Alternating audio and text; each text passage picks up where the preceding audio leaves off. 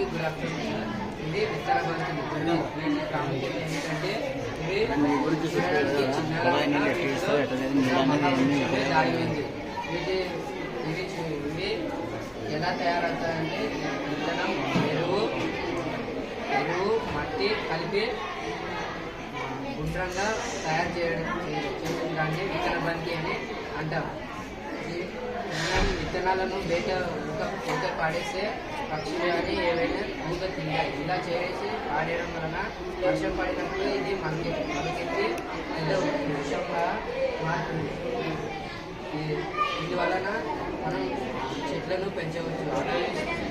తగ్గకుండా అదే చెట్లను పెంచడానికి తోడ్పడతాయి.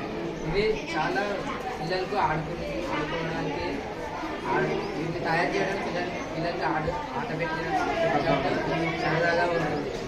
వీటి వలన మనకు చాలా ఉపయోగం ఉంది.